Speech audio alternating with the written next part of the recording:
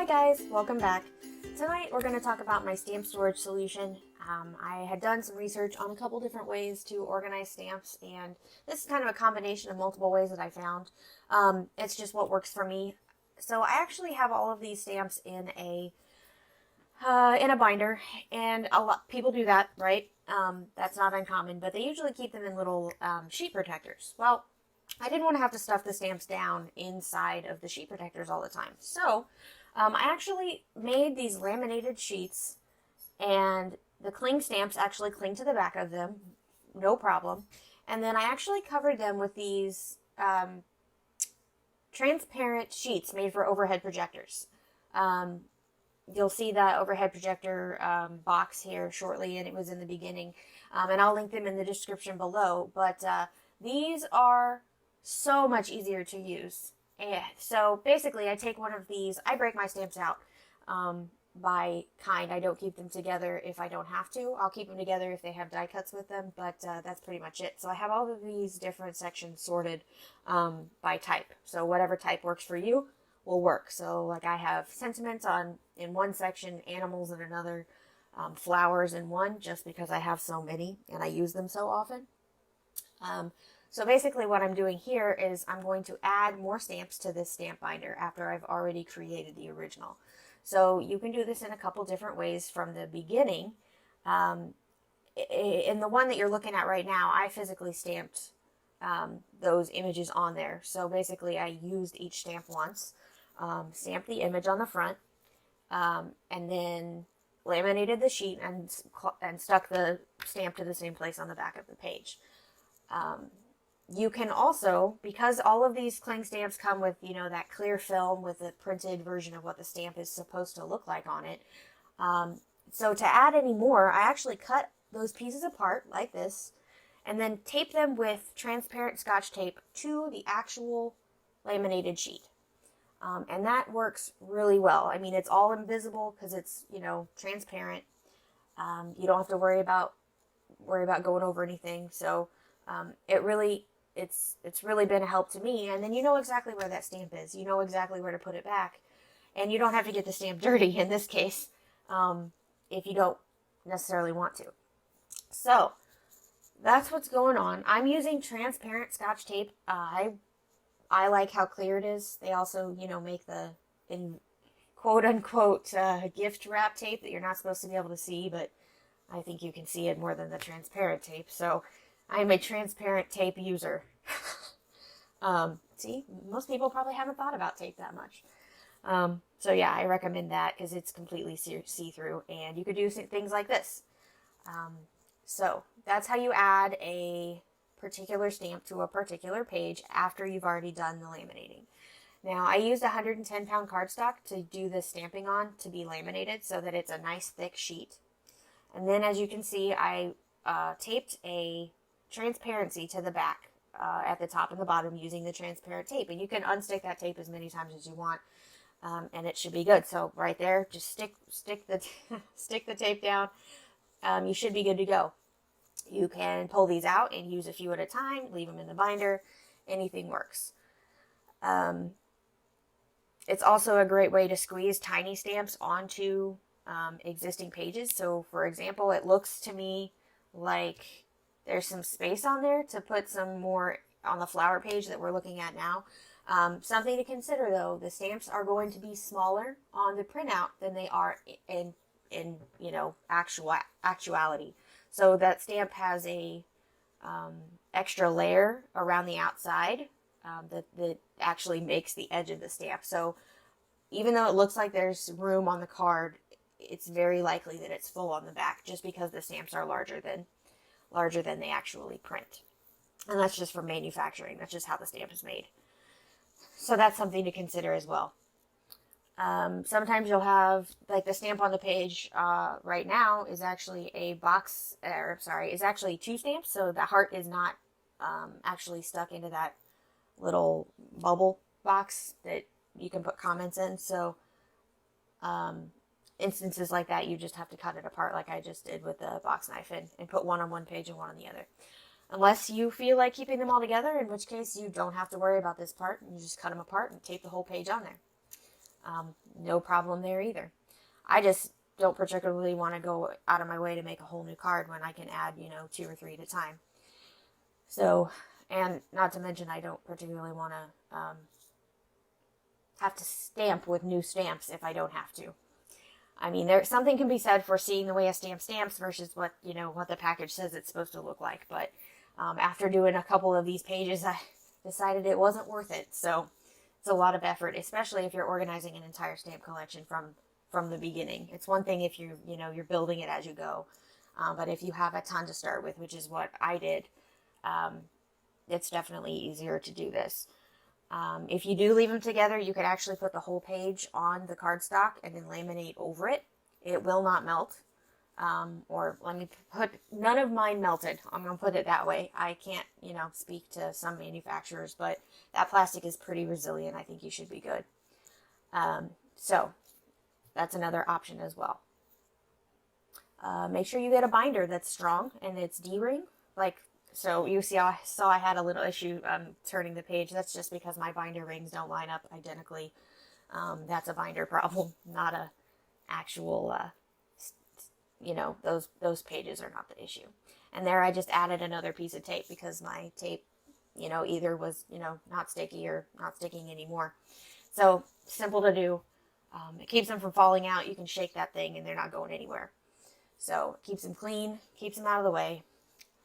So here we're adding a couple stamps, and on the right side of this page, that's where I actually laminated the entire stamp page and kept it together. So that's what that looks like, and it didn't melt or anything, didn't distort anything, so no problem there. You do need to laminate the cardstock. That's obviously what makes it stick. I think you could use just the just the transparency sheets, but they're not as sturdy as you'd expect. So that 110-pound cardstock inside that the 5mm lamination made a substantial, piece to hold the weight of the stamp. So I do recommend that. It's much easier. I would not try to just make it out of the transparency because I think you're going to end up with a lot of stamps on the floor. Okay, so it looks like, and I'm obviously doing this as a voiceover, so hopefully you don't have to listen to dog tags like you did in the last video. We'll see. This is a test. So I think I'm done. Oh, nope, I gotta add the little icons. So part of the reason, part of the way I separate things is I'll put things by objects. And this is just worked for me. You can sort them by, however you want to sort them. If you want to sort them, you could sort them by manufacturer. I find that the easiest thing to do is sort them by use. Like I'm going to use, if I'm going for a card, I know I need a happy birthday stamp. So I know I'm going to need something from the sentiments. The only thing I wish I would have done different is I wish I would have put like items together on the same page. So for instance, on the sentiment section, I wish I would put all the happy birthdays in the same spot. That's really just my OCD talking. There's no reason that you have to do that. But I think it would make it a little bit easier when you're actually selecting a stamp, especially if you have more stamps than I do. I don't have an unmanageable amount right now, so it's not too hard for me to flip 3 pages to find all of my happy birthday stamps. But that's just something to consider if you have a ton. You might put all the happy birthdays on one page, just depends on the size of your collection. And there's the transparency box so that it probably doesn't look like this anymore. I've literally had these forever. So long, I have no idea why I have them. So yeah, that's what that looks like. It's pretty flimsy. I don't think it could probably support much on its own, but using them as a backer works great. So now we are going to, and this is something else I wanted to share with you. So I got my Neo stamps in the mail this week, and I'm very excited about it. So some of you probably have seen it, some of you haven't. Neo is a brand of self-inking stamp that they sell. It's a Costco brand. Actually, Costco makes them, and not Costco the store, but Costco. The people that make the step ladders and things like that you see in Meijer and grocery stores. It actually makes, it's Neo, and they're self-inking stamps, and the only place I've seen them around me, and I'm in the Midwest, so everybody's probably going to be different, is Hobby Lobby. Now, I ended up with these stamps because they were on the clearance section. And there were two, and they come in like a little envelope. It looks like a dog tag envelope that you would get at the pet store to, get a dog tag in and get it engraved. They're about that small. And basically, they have a ton of different stamp options, all kinds of hearts, anything that you can get in a stamp. They have a selection of those. But these are actually cling stamps as well, and you basically can change the stamp on the actual, you can change the type of stamp that you're using and use the same self-inking stamp. I have no interest in getting self-inking stamps. I don't want to use one kind of ink, that long. So that part didn't really intrigue me, but I did see these custom stamp envelopes on the clearance section for like $3. And they were normally $13, and I thought, I bet you that's just a normal cling stamp. And I had never used them before, so I wasn't sure. So I went ahead and I bought the two, clearance custom stamps they had left. I wasn't sure how it was going to work. So I went home, I got on the internet. So basically you go to their website and design your own stamp. And they have suggestions that you can pull from, or you can upload something from your very own so that you can use that. Anyway, I ended up doing that. And you don't have to pay for postage or anything like that. The only cost is what you pay when you buy the actual envelope. It's got a code in there.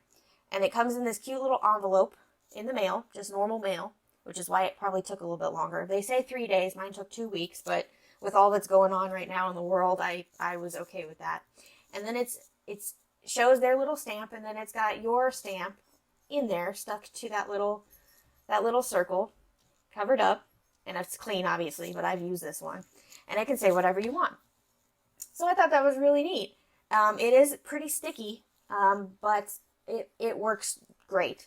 So it'll go to a normal acrylic stamping plate that you use for your normal cling stamps. Still sticky on the back, no problem. So I just thought that was awesome. And it works pretty well. It works just like any other cling stamp. So I'm about to stamp this here. It says handmade by Ashley, and I designed it online, and they sent it to me. So now I can put it on the back of my cards, and I thought, isn't that awesome? It's just a neat personal touch, and it cost $3. You can't beat that. Now, while I was talking about the Neo stamps, I did make a folder in the back out of actual the Transparencies. Now, this is what I'm going to do to put this stamp in the front of my stamp binder. I assume that I'm going to be using this stamp more than any other stamp, just because it'll be on every card, or at least that's my thought.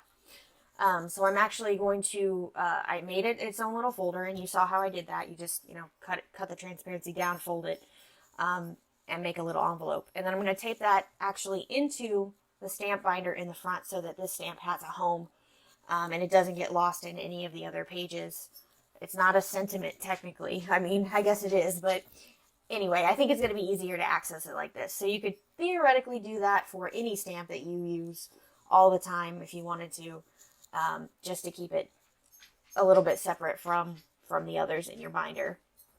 So I just did a quick print with that stamp, and you saw how great that looked. I had to use the stamp a few times, just like normal cling stamps, to get that kind of impression, because you'll learn, the right amount of pressure to get what you need.